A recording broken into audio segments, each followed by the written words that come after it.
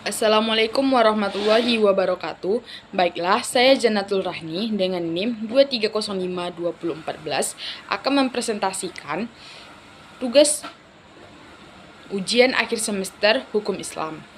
Yaitu yang pertama yaitu tentang perbedaan hukum adat, hukum Islam, dan hukum barat. Yang pertama yaitu dari segi keadaan. Hukum adat telah lama berlaku. Hukum Islam masuk ke Indonesia pada abad ke-7 Masehi, sedangkan hukum barat masuk bersama dengan penjajahan. Seperti penjajahan yang masuk ke Indonesia yaitu yang paling terkenal itu Belanda dan Jepang. Yang kedua yaitu dari segi bentuk. Hukum Islam dari Al-Quran, hukum adat tidak tertulis, sedangkan hukum barat berbentuk tertulis. Dari sumbernya, hukum Islam berasal dari Al-Quran dan hadis, sedangkan hukum adat berasal dari penguasa adat, dan sedangkan hukum barat berasal dari peraturan perundang-undangan. Yang keempat yaitu berdasarkan strukturnya. Hukum adat yaitu adat di sobana adat.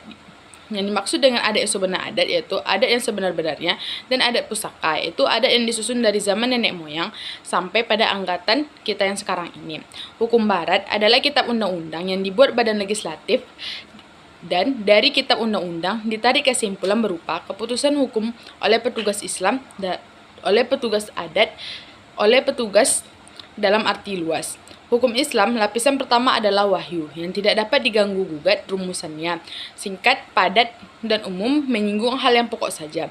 Kalau diperjelas dengan sunnah Rasulullah yang bersifat mutlak. Lapisan ketiganya adalah pendapat para ulama atau ijtihad.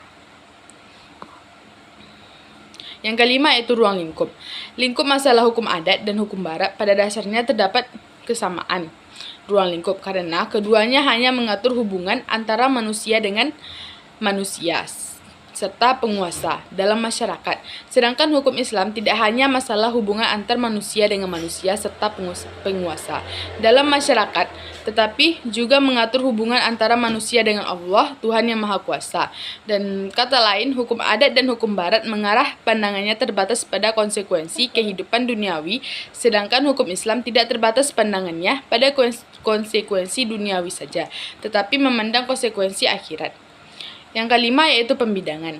Hukum adat, suku kerukunan keputusan keselarasan dalam pergaulan bersifat religius magis. Tidak mengenal pembinaan hukum perdata dan hukum publik, seperti halnya dengan hukum barat.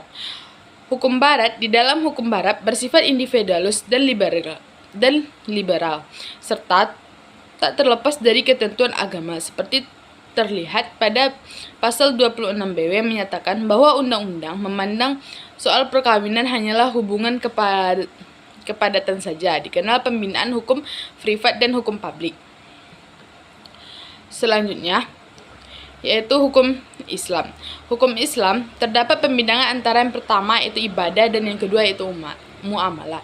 Ibadah itu membahas hubungan antara manusia dengan Allah, sedangkan muamalah itu membahas antara hubungan manusia dengan manusia lainnya, manusia dengan kelompok, maupun manusia dengan masyarakat. Selanjutnya yaitu hak dan kewajiban. Mengenai hak dan kewajiban yang akan dibandingkan hanyalah hukum Islam dengan hukum barat.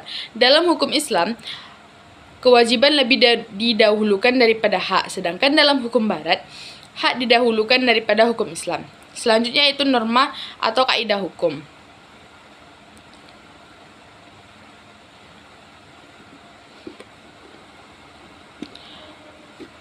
Kembali secara kritis dan terus diterima kembali untuk dapat melihat kekuatan dan kelemahan teori dalam melihat kebenaran dan keseluruhan dalam memahami hukum adat yang pada masa lalu telah adanya usaha atau percobaan orang barat yang melatar belakangi jiwa dan pendukung pula untuk memahami kuadrat di tanah air.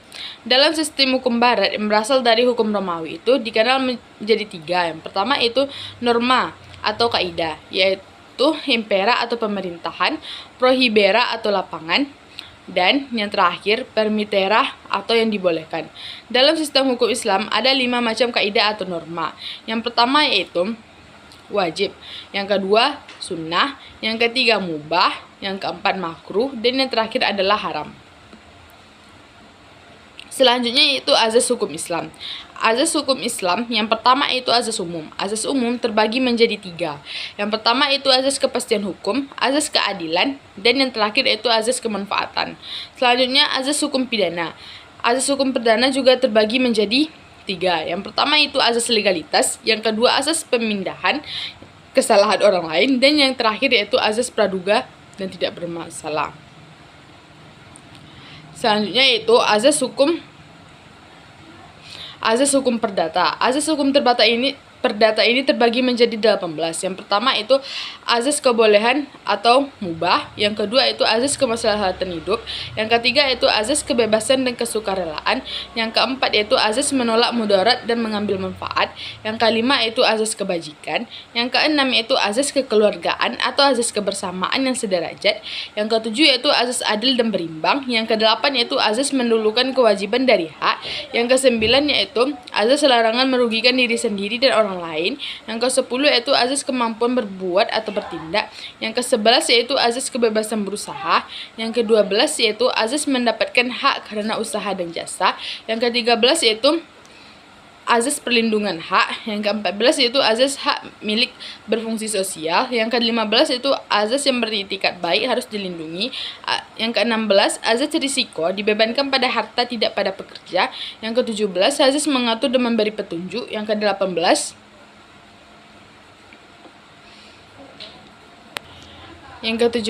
azas mengatur dan memberi petunjuk, dan yang terakhir itu azas tertulis atau diucapkan di depan saksi. Selanjutnya yaitu azas perkawinan. Azas perkawinan terbagi menjadi 5. Yang pertama, azas kesukarelaan, yang kedua, azas persetujuan kedua belah pihak, yang ketiga, kebebasan memilih, yang keempat, kemitraan suami istri, dan yang terakhir yaitu monogami terbuka atau keadaan darurat. Selanjutnya ada azas kewarisan. Azas kewarisan ini juga terbagi menjadi 3. Yang pertama yaitu ijabari, yang kedua adalah bilateral. Bilateral ini adalah kerjasama antara 2 orang, yang ketiga itu individual, yang keempat kearifan atau berimbang, yang kelima akibat kematian. Selanjutnya sumber hukum Al-Quran, Sunnah, dan akal pikiran. Yang pertama itu sumber Al-Quran. Al-Quran adalah kitab suci yang diturunkan oleh Allah kepada Nabi Muhammad melalui perantara malaikat Jibril di Gua Hira. Turunnya Al-Quran turun secara beransur-ansur, yaitu selama 22 tahun, 2 bulan, 22 hari di 2 kota, yaitu kota Mekah dan kota Madinah. Tempatnya yaitu di Gua Hira. Selanjutnya As-Sunnah atau Al-Hadis adalah sumber hukum Islam kedua setelah Al-Quran, berupa perkataan, perbuatan, atau ketetapan dari Nabi Muhammad, atau disebut juga dengan qauliyah, fiqliyah, dan takriyah. Selanjutnya, yang terakhir adalah akal pikiran. Adalah ciptaan Allah untuk menyumbangkan dan menyempurnakan sesuatu. Dalam ajaran Islam, ada ungkapan yang menyatakan ashadlu huwa al-hayah wal wadu huwa al-naud. Artinya akal adalah kehidupan, kalau akal hilang terjadilah kematian. Ada akal berarti hidup, tidak bakal lagi berarti mati. Selanjutnya, ciri-ciri hukum Islam dan hak azazi manusia, tujuan hukum Islam, salah paham Islam dan hukum Islam. Yang pertama yaitu ciri-ciri hukum Islam. Yang pertama, merupakan bagian sumber-sumber dari agama Islam. Yang kedua, mempunyai hubungan yang erat dan tidak dapat dipisahkan dari iman. Yang ketiga, mempunyai 2 istilah kunci, yaitu syariat dan fikih. Yang keempat, terdiri dari 2 bidang, yaitu ibadah dan muamalah. Yang kelima, strukturnya berlapis, terdiri dari nas atau teks Al-Quran. Yang keenam, mendahulukan kewajiban dari hak, amal dari pahala. Yang ketujuh, dapat dibagi menjadi hukum talifi, al-hakam al-kamsah, dan hukum wada'i. Hukum Islam dan hak azazi manusia.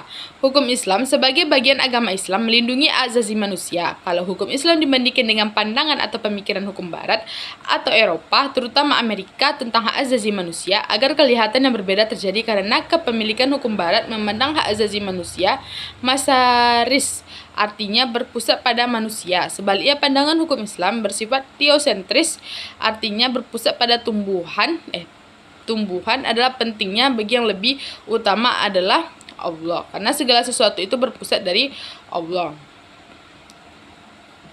Selanjutnya agama dan hukum Islam. Secara umum sering dirumuskan. Selanjutnya, tujuan hukum Islam. Secara umum sering dirumuskan bahwa tujuan hukum Islam adalah kebahagiaan hidup manusia di dunia dan di akhirat dengan jalan mengambil segala yang pada mencegah atau menolak mendarat itu yang tidak berguna bagi kehidupan dan kehidupan yang lain. Tujuan hukum Islam yang sesungguhnya itu memelihara agama, jiwa, akal, keturunan, dan harta yang disepakati oleh ilmuwan dan hukum Islam lainnya. Yang terakhir, kesalahpahaman pandangan terhadap Islam dan hukum Islam. Islam sebagai agama dan sebagai hukum sering disalahpahami, bukan hanya oleh orang-orang Muslim, tetapi juga oleh orang-orang Islam sendiri. Bukan hanya oleh orang-orang non-Muslim, tapi juga orang-orang Muslim sendiri. Karena banyak hal, namun relevan kajiannya adalah karena salah satu memahami ruang lingkup ada Islam, 2 salah menggambarkan kerangka dasar Islam, dan 3 salah mempergunakan metode mempelajari Islam. Yang dimaksud dengan Islam ini adalah agama Islam. Sekian yang dapat saya sampaikan. Apabila ada salah dan janggal, saya mohon maaf. Billahi taufiq wal hidayah. Assalamualaikum warahmatullahi wabarakatuh.